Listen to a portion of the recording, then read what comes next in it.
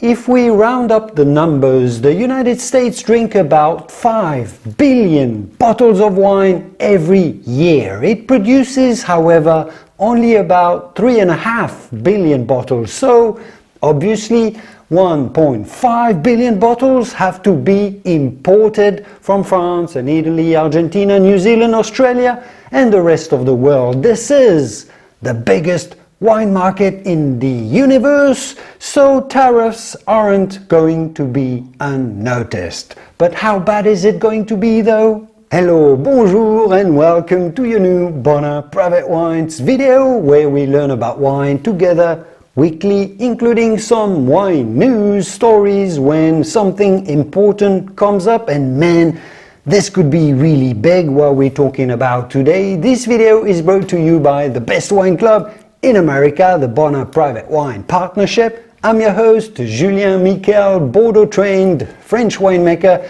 I've worked making and commenting on wine all around the world for over 25 years at this point, and today I want to discuss those impending tariffs that are likely to be put on wine pretty soon, how it would impact you as a wine consumer or as a wine professional as well, how it will impact the wine industry and the world more generally. Let's talk about it.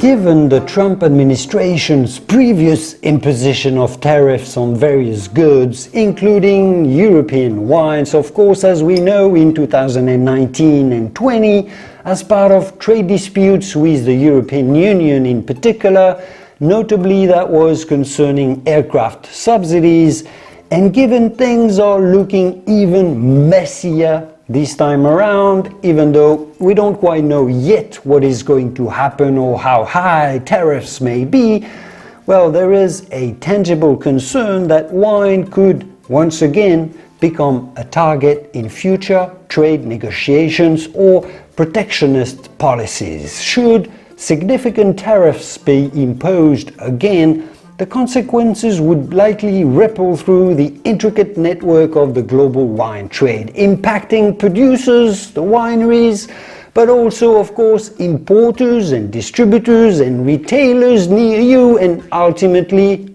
you consumers, with potentially lasting effects. And I want to look into how this may impact the price of your favorite vino that you buy at the store, which we'll do in just a minute, but let's focus on a few key points first to understand the big picture.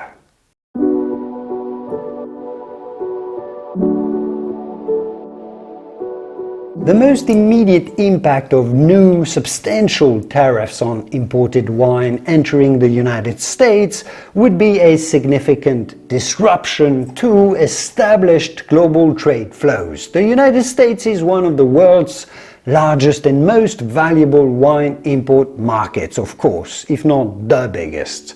Tariffs act as a direct tax on imported goods. Pretty much most economists agree, making them more expensive relative to domestic products. European Union countries like the biggest wine producers, France, Italy or Spain, are major wine exporters to the US and would bear the brunt initially. This disruption wouldn't likely be a one-way street though. History suggests that targeted tariffs often provoke retaliatory measures. If the US were to impose hefty tariffs on European wines, the EU and potentially other affected nations would likely respond with tariffs on American goods. This could include American wines, yes of course, hitting producers in California, Oregon and Washington, and we'll get back to that in just a moment, but also other key US exports like bourbon, which is pretty big, soybeans, corn, planes, heavy and noisy motorcycles, maybe software and so on, who knows. Such tit-for-tat escalation creates uncertainty It raises costs, it strains all the diplomatic relations, and it's a mess, essentially. And we've already seen it so far. Markets are disrupted, and it may potentially benefit producers in countries not targeted by the tariffs, but it remains to be seen.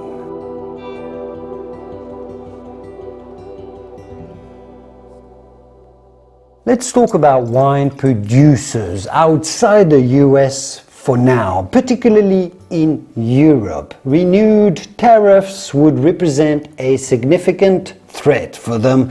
Higher prices resulting from tariffs would inevitably reduce demand for their wines in the crucial US market. Wineries that rely heavily on US sales could face drastic revenue declines. The very bad thing here, in my opinion, is that it would affect smaller wineries the most, or those who are already in tight financial situations. So the small family-owned wineries here in Europe, the small vine growers who don't have commercial teams like big producers have, or the big brands who have tons of staff to find alternative markets and getaway options. The small producers will suffer and many might die, and that's not great for the countryside of France, the vineyards of Italy and Spain that we love to visit, or even the remote wineries of Australia or New Zealand, or the Andes Mountains of Argentina or Chile. It's not great. With reduced access to the US market, we could see an oversupply situation as well in home European markets and other export destinations, putting downward pressure on prices on wine globally. Producers might be forced to discount heavily to move inventory, eroding their profit margins that are already quite low. The need to pivot and develop new export markets is costly and time-consuming a process, offering no guarantee of replacing lost US sales volume or value. So the uncertainty alone makes long-term planning difficult, affecting everything from vineyard management to production level. So everything is disrupted in the industry, from the grapevines to the consumer.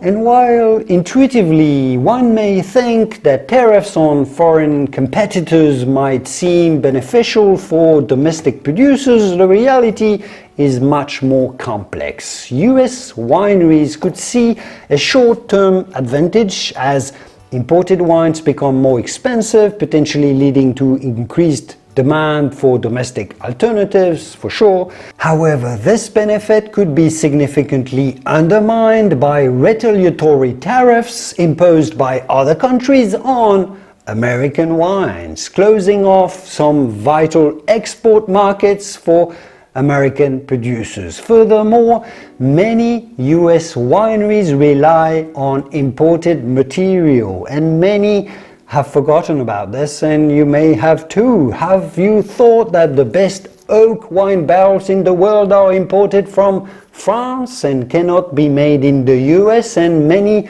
specialized equipment like wine bottling machines or some vineyard machinery are manufactured in Europe? Because the EU is by far the biggest wine producing area, with the most specialized and competent B2B wine industry that supplies the US wineries as well. Because it's such a big producing area, we have the best material and the best things to make wine here, so it goes to the US as well. So tariffs may come back to bite American wine producers. If you're in the US wine industry yourself, what do you think could be the worst consequence for you? Let us know in the comment section and discuss.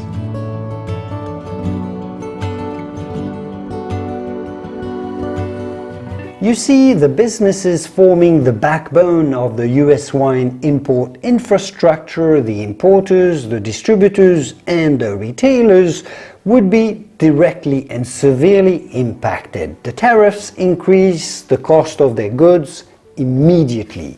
Now, importers face the choice of absorbing the cost, slashing already thin margins, which realistically most couldn't do.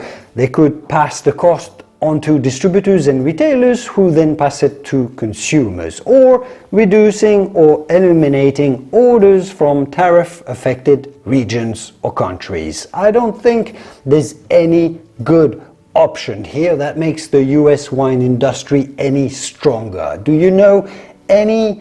Let us know in the comments. Many importers specialize in wines from specific countries or regions.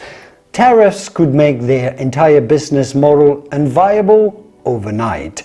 Distributors handling diverse portfolios of significant portions from their inventory comes from the EU and other wine-producing nations, well, they would be affected. Retailers from independent wine shops to large supermarkets and restaurants would face higher wholesale prices. This financial pressure could lead to business consolidation, closures, bankruptcies, and significant job losses throughout the three-tier system, which employs hundreds or at least tens of thousands of people across the United States.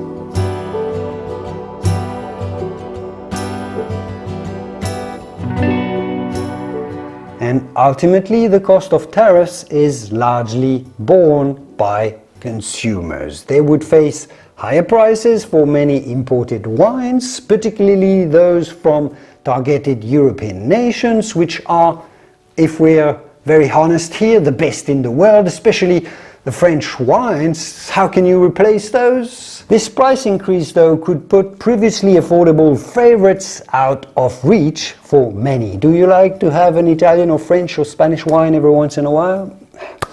Beyond price, consumer choice would inevitably shrink. Retailers and restaurants would likely reduce the variety of imported wines they stock, focusing instead on domestic options or imports from non-tariffed countries, but which would those be? This limits the diversity available to wine drinkers, the wine connoisseurs who we are, hindering exploration and appreciation of the global wine landscape. Get ready to drink more cheap California wine in summary. That sounds like loads of fun, doesn't it? While some consumers might shift to domestic wines, that's true, others may simply reduce their overall wine consumption due to higher prices and reduced availability. It's bound to happen.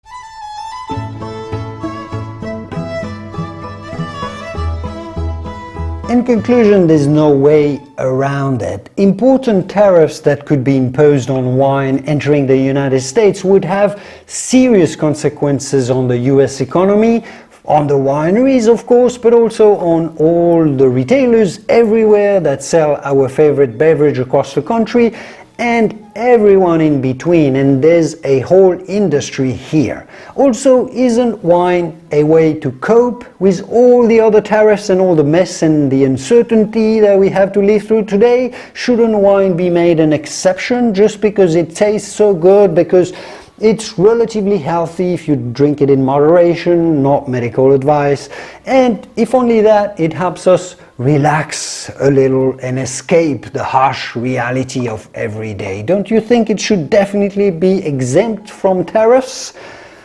Would be curious to know your thoughts in the comment. My final thoughts about this aftertaste that I was teasing you about: sustained periods of high tariffs can lead to long-term shifts in supply chains and consumer preferences that are difficult to reverse even after the tariffs are removed. Also, all the related industries such as hospitality, the restaurants, the hotels, resorts that we love to go to and enjoy a glass of wine at, well, they would all be left with that bitter aftertaste that wine isn't supposed to give.